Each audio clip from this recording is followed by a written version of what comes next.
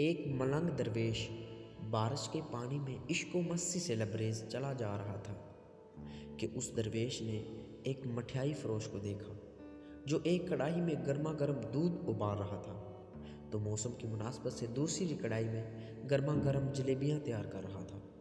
ملنگ کچھ لمحے وہاں رک گیا، شاید بھوک کا احساس تھا یا موسم کا اثر تھا۔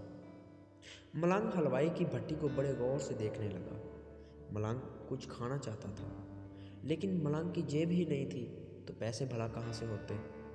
لیکن اس درویش نے چند لمحے بھٹی سے ہاتھ سینکنے کے بعد جانا ہی چاہا تھا کہ نیک دل حلوائی سے رہا نہ گیا اور ایک پیالہ گرما گرم دودھ اور چند جلیبیاں اس ملنگ کو پیش کر دیں۔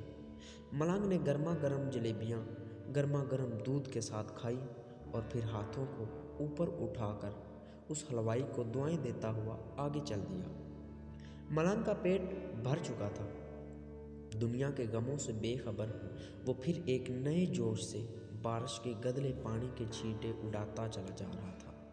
وہ اس بات سے بے خبر تھا کہ ایک نوجوان جوڑا بھی اس بارش کے پانی سے پچتا پچتا اس کے پیچھے چلا آ رہا ہے۔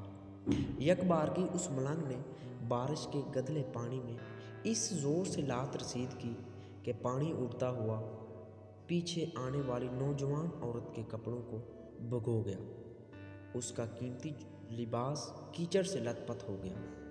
اس کے ساتھی نوجوان سے یہ برداشت نہیں ہوئی، لہٰذا وہ آستین چڑھا کر آگے بڑھا۔ اس ملنگ کو گریباں سے پکڑ کر کہنے لگا، کیا تو اندھا ہے؟ تجھے نظر نہیں آتا؟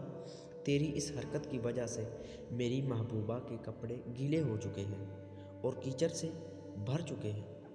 ملنگ ہکا بکا سا کھڑا رہا، جبکہ اس نوجوان کو مجذوب کا خاموش رہنا گراں گزر رہا تھا۔ عورت نے آگے بڑھ کر نوجوان کے ہاتھوں سے ملنگ کو چھڑوانا بھی چاہا، لیکن نوجوان کی آنکھوں سے نکلتی ہوئی نفرت کی چنگاری دیکھ کر وہ بھی دوبارہ پیچھے کھسکنے لگی۔ راہ چلتے راہ گیر بھی بے حسی سے یہ تمام منظر دیکھ رہے تھے، لیکن نوجوان کے غصے کو دیکھ کر کسی میں ہمت نہ ہوئی کہ اسے روک پاتے، اور بالآخر طاقت کے نشے سے چور اس نوجوان نے ایک زوردار تھپڑ ملنگ کے چہرے پر دے مارا۔ بوڑھا ملنگ تھپڑ سے لڑکھڑاتا ہوا کیچڑ میں جا پڑا۔ نوجوان نے جب ملنگ کو نیچے گرتا دیکھا تو مسکراتے ہوئے وہاں سے چل دیا۔ بوڑھے ملنگ نے آسمان کی جانب نگاہ اٹھائی اور اس کے لب سے نکلا، واہ میرے مالک، کبھی گرما گرم دودھ جلیبیوں کے ساتھ اور کبھی گرما گرم تھپڑ، مگر جس میں تو راضی مجھے بھی وہی پسند ہے۔ یہ کہتا ہوا وہ ایک بار پھر اپنے راستے پر چل دیا۔ دوسری جانب وہ نوجوان جوڑا جوانی کی مستی سے سرشار اپنی منزل کی طرف گامزن تھا۔ تھوڑی ہی دور چلنے کے بعد وہ ایک مکان کے سامنے پہنچ کر رک گئے۔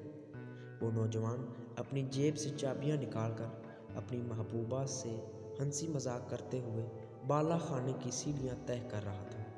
بارش کے سبب سیڑھیوں پر پھسلن ہو گئی تھی۔ اچانک اس نوجوان کا پاؤں پھسل گیا اور وہ سیڑھیوں سے نیچے گرنے لگا۔ عورت زور زور سے شور مچانے لگی، لوگوں کو اپنے محبوب کی جانب متوجہ کرنے لگی، جس کی وجہ سے کافی لوگ فوراً اس کی مدد کے لیے آ لپکے۔ لیکن اس وقت بہت دیر ہو چکی تھی۔ نوجوان کا سر پھٹ چکا تھا اور بہت زیادہ خون بہہ جانے کی وجہ سے اس نوجوان کی موت واقع ہو چکی تھی۔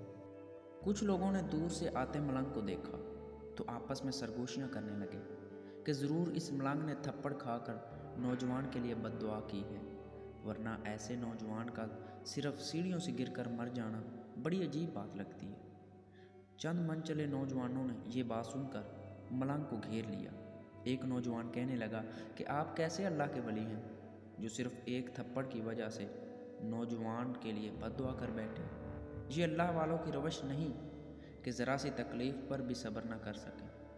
وہ ملنگ کہنے لگا کہ خدا کی قسم میں نے اس نوجوان کے لیے ہرگز بد دعا نہیں کی۔ تبھی مجمع میں سے کوئی پکارا، اگر آپ نے بد دعا نہیں کی تو ایسے نوجوان سیڑھیوں سے گر کر کیسے ہلاک ہو سکتا ہے؟ تب اس ملنگ نے حاضرین سے ایک انوکھا سوال کیا کہ کوئی اس تمام واقعہ کا عینی گواہ موجود ہے؟ ایک نوجوان نے آگے بڑھ کر کہا، ہاں، میں اس تمام واقعہ کا عینی گواہ ہوں۔ ملنگ نے اگلا سوال کیا، میرے قدموں سے جو کیچڑ اچھلی تھی، کیا اس نے اس نوجوان کے کپڑوں کو داغدار کیا تھا؟ وہی نوجوان بولا کہ نہیں، لیکن عورت کے کپڑے ضرور خراب ہو گئے تھے۔ ملنگ نے نوجوان کی باہوں کو تھامتے ہوئے پوچھا، پھر اس نوجوان نے مجھے کیوں مارا؟ نوجوان کہنے لگا، کیونکہ وہ نوجوان اس عورت کا محبوب تھا اور اس سے یہ برداشت نہیں ہوا کہ کوئی اس کے محبوب کے کپڑوں کو گندا کرے، اس لیے اپنی معشوقہ کی جانب سے اس نوجوان نے آپ کو مارا۔ نوجوان کی بات سن کر ملنگ نے ایک نعرہ مستانہ بلند کیا اور یہ کہتا ہوا وہاں سے رخصت ہو گیا، بس خدا کی قسم، میں نے بد دعا ہرگز نہیں کی تھی، لیکن کوئی ہے جو مجھ سے محبت رکھتا ہے، اور وہ اتنا طاقتور ہے کہ دنیا کا بڑے سے بڑا بادشاہ بھی اس کے جبروت سے گھبراتا ہے۔